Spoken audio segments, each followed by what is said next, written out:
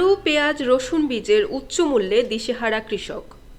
আলু, পেঁয়াজ ও রসুনের মূল্য বৃদ্ধির প্রভাব পড়েছে বীজের বাজারে। পাবনার চাটমোহরের হাটবাজারগুলোতে উচ্চ মূল্যে বিক্রি হচ্ছে আলু, পেঁয়াজ ও রসুনের বীজ।